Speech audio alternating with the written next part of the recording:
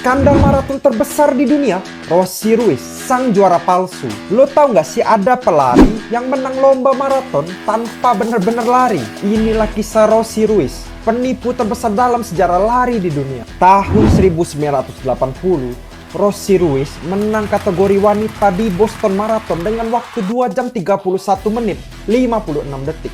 Waktu ini termasuk salah satu yang tercepat dalam sejarah di dunia.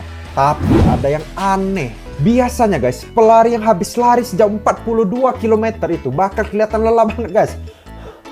Tapi Rossi Ruiz ini nggak ada keringat, napasnya santai.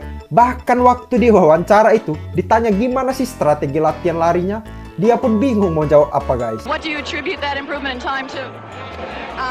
I don't know. Is someone coaching you or advising you? No, I advise myself. Awalnya dia ini ikut lomba lari di New York City Marathon dan dia pun jadi pemenang di sana. Lalu teman kantor dan juga bosnya mendukungnya untuk ikut lagi lomba yang lebih besar di Boston. Rossi pun berlatih dengan keras dan ikut lomba ini. Lalu akhirnya dia pun jadi pemenang. Tapi pelari lain kayak Jacqueline Garau yang digadang-gadang sebagai juara pun heran. Lah, kok dia bisa kalah dari orang yang nggak terkenal? Siapa sih Rossi ini? Gue nggak kenal kayak gitu guys katanya. Dan nggak ada yang lihat Rossi sepanjang lomba. Dan anehnya lagi, petinggi lomba pun bingung karena nggak ada rekaman Rossi ini di sepanjang pos-pos checkpoint ini. The mystery woman winner, we missed her at all our checkpoints. She came through the finish. Setelah penyelidikan panjang pun, akhirnya Rossi Ruiz ini terbukti curang.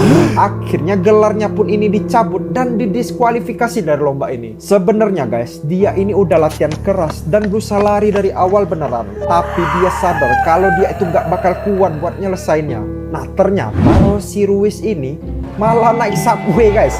Lalu masuk ke rute lari terdekat garis finish dan pura-pura jadi peserta lagi guys. Nah dia juga nggak nyangka kalau ternyata dia ini bakal jadi juara 1 guys. Karena dia ini incarannya paling jadi juara 5 kayak itu guys. Akhirnya pemenang aslinya Jacqueline Garau akhirnya dapat pengakuan yang layak untuk menjadi seorang juara. Tapi nggak cuma gelar juaranya yang hilang. Pekerjaan Rossi ini juga kena imbasnya. Bosnya ini langsung pecat dia.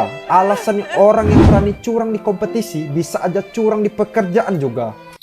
Kisah Rossi Ruiz ini ngajarin kita bahwa nggak ada jalan pintas untuk menuju kesuksesan. Kalau lo nggak kerja keras, ujung-ujungnya itu bakal ketahuan juga.